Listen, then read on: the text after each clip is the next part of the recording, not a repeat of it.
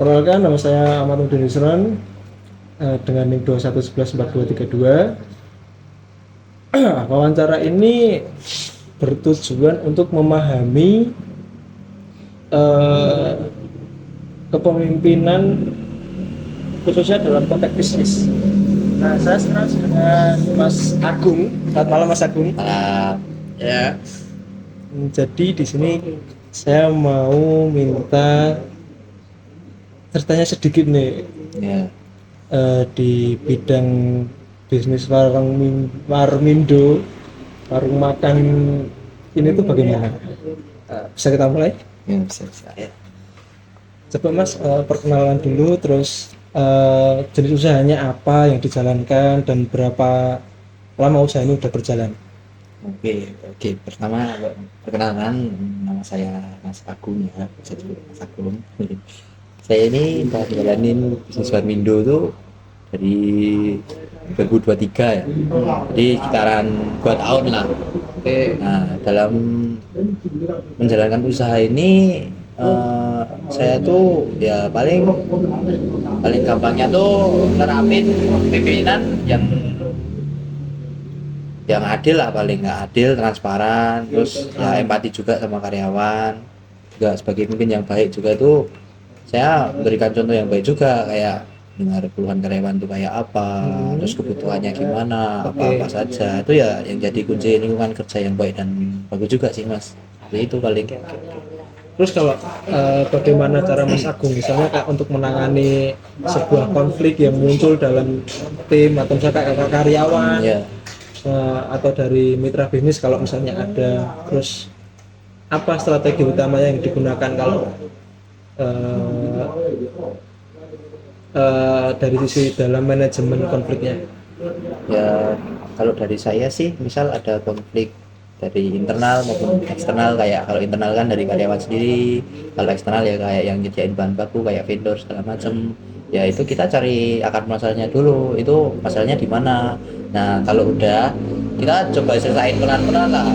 Kita cari itu masalahnya, misalnya ada bentrok lah apa, misal kayak karyawan ada yang nggak suka, ya kita cari dia nggak sukanya kayak apa, terus ya udah kita tengahin ya gimana, gitulah paling nggak ya, intinya kita cari objektifnya tuh apa. Terus kita cari tahu perspektif dari masing-masing pihak tuh kayak apa, misal dari A kayak apa, dari B kayak apa, dari vendor apa, dari vendor A kayak apa, dari sini kayak apa, terus kita cari titik temu lah ya, nanti ini tuh mau gimana, misal ya itu tadi masalahnya tuh kayak nggak suka apa-apa gitu antar karyawannya, kita cari nggak sukanya itu karena apa, mungkin nanti bisa dirubah juga pelan dari karyawannya juga, dari anunya juga, seperti itu sih Mas. Oke, intinya dengan titik temu musyawarah gitu ya Mas? Ya, seperti itu sih musyawarah. Terus bagaimana untuk proses pengambilan keputusan yang Mas Agung lakukan kalau ada situasi kritis yang itu tuh berdampak pada kelangsungan bisnis gitu?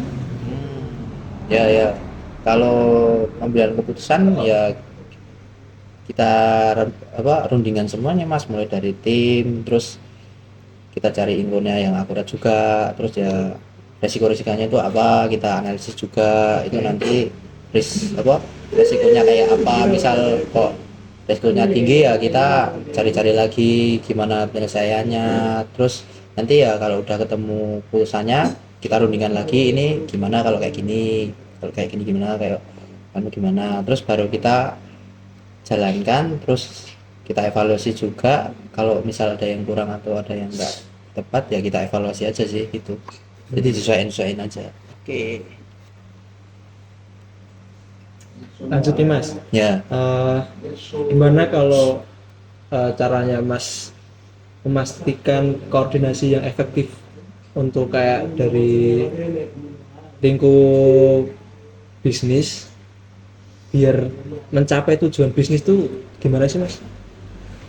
Komunikasi ya, kalau komunikasi sih ya paling kita saling jaga komunikasi aja antar sesama semua ya. Kalau komunikasi antar kita karyawan kayak gimana itu ya tinggal tiap hari kita komunikasikan aja. Kalau misal ada yang butuh apa tinggal ngomong aja gitu, kalau ada yang kesulitan ya ngomong, nanti bisa dibantu sama yang lain. Kalau ada masalah apa dikomunikasikan, misal kayak ada yang lagi sakit apa apa tinggal komunikasikan aja. Jadi soalnya kalau nggak komunikasikan kan bingung nanti. Nah, mereka tak suruh komunikasikan aja, kalau misal udah perlu atau mau izin juga itu dikomunikasikan biar kita saling backup, kita juga tahu dia ada permasalahan apa. Ya tinggal kita satu visi misi aja sih mas sebenarnya. Gitu. Berarti ini ya komunikasi yang struktur gitu ya. Terus kalau dari segi dari segi laporan ya mas, Ya, itu kalau bentuk laporan pertanggungjawaban yang mas gunakan untuk kayak mantau toko warung atau untuk laporan kinerja karyawan secara berkala tuh gimana sih mas? kalau laporan gimana ya, kalau laporan paling ya sederhana sih, kayak aku tanya dulu ini yang hari ini gimana, terus aku juga suruh karyawan nyatet juga, jadi ada catatannya, misal yang keluar apa, barang yang masuk apa, terus hari ini tuh penjualannya berapa gitu dicatat di buku. Terus kalau anu ya tak suruh di HP juga, nanti biar bisa ada dokumen elektroniknya juga, biar di backup di kayak Google Drive gitu, biar kalau hilang kan ada backupnya, yang catatan itu kita backupnya di Google Drive. Jadi kita punya dua lah catatannya, ada yang catatan tertulis sama catatan di Google Drive gitulah. Oke, oke, oke. Terus misal nih karyawan sudah mencapai target, Ya. apa bentuk reward yang mas beriin yang mas kasih ke karyawan, dan produktivitas apa yang buat menunjang produktivitas mereka tuh apa bentuknya? Apakah dia finansial atau non finansial? Kalau reward sih ya paling juga bisa finansial sama non finansial sih mas. Contohnya gimana mas? Contohnya kalau yang finansial mungkin ya kalau dia kayak menuhin bahkan lebihin target ya tak kasih bonus lah, dari misal gajinya berapa kan, nah itu nanti tak kasih bonus juga tuh. Nah kalau yang non finansial mungkin kita sama-sama di liburan gitu mungkin lah, jadi satu buat minggu ini kita semua ke liburan kemana, mungkin kita ajak ke pantai atau kemana gitu, Buat bisa. refreshing gitu ya? Iya benar. Oke. Terus selanjutnya mas ya, Ya, eh, gimana caranya Mas Agung menangani kesalahan atau pelanggaran yang terjadi di karyawan atau bisa di kayak rekan kerja vendor ya maksudnya, itu apa dampak punishment terhadap kinerja tim secara keseluruhan? hmm. Kalau yang punishment atau menangani situasi yang kurang enak ya mungkin ya kita fair-fairan aja lah, secara adil. Dia manunya gimana, misal dia ngelanggar, oh kok hari ini nggak kerja, ya paling dipotong aja gajinya. Tapi itu kita komunikasi lagi juga, tak tanyain alasannya apa. Kalau selagi alasannya itu masuk akal ya paling tak maafin juga. Tapi kalau anu ya misal berulang alasannya sama seperti itu ya paling itu tadi potong gaji. Intinya kita adil lah, nggak langsung semena-mena gitu aja sih mas. Yang penting saling terbuka aja gitu Iya ya? benar. Oke. Terus bagaimana Mas Agung menciptakan visi misi yang mampu menginspirasi tim nih dari apa untuk bekerja sampai tujuan bisnis ini? Untuk visi misi ya paling saya cuman inspirasi mereka semua, kayak tim itu kita tuh berproses bersama, terus kita juga satu visi misi juga, jadi Oke. biar itu menginspirasi kita semua untuk lebih giat lagi, lebih baik lagi ke depannya, biar usaha ini tuh semakin lama semakin maju dan semakin berkembang lebih bagus gitu lah mas. Oke. Kembangnya Iya, iya, iya. Terus apa pelajaran terbesar yang Mas dapat dari kegagalan dalam bisnis? Pasti kan dalam bisnis ada naik turunnya tuh. Ya benar. Dan gimana hal tersebut mempengaruhi dari segi kepemimpinannya Mas?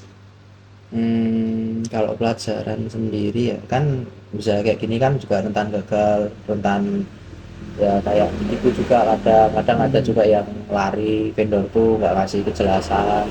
Ya mungkin pentingnya itu sih kayak manajemen risiko juga kalau di itu bagi saya kita mengetahui ketahanan dan kemampuan kita tuh sampai mana, terus kita belajar dari kesalahan-kesalahan yang sebelumnya, jadi kesalahan-kesalahan yang ada tuh buat kita pelajari lebih lanjut dan nggak kita ulangi lagi biar kita nggak terjebak di titik yang sama, biar kalau rugi rugi ya nggak apa-apa tapi ya sekali itu aja, selanjutnya kita belajar dari pengalaman yang buat kita tuh nggak rugi kayak dulu dulu lah intinya.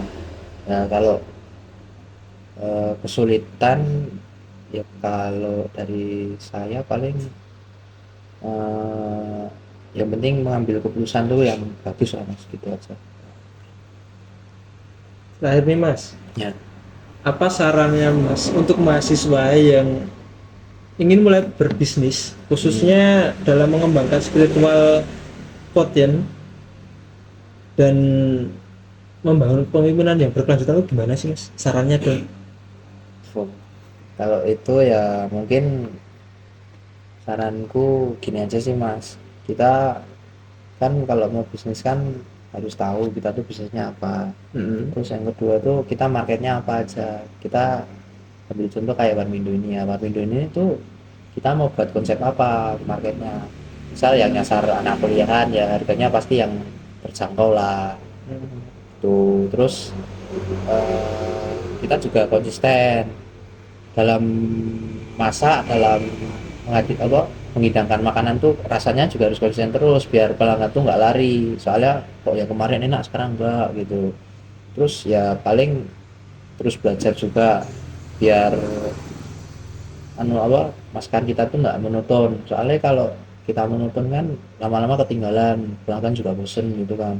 Nah yang utama juga networking, kita harus punya jaringan kayak vendor, kayak pelanggannya juga biar makin lama tuh makin berkembang ke depannya, gitu aja sih mungkin. Oke.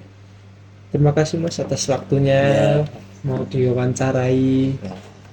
Sekian wawancara ini. Terima kasih. Wassalamualaikum warahmatullahi wabarakatuh.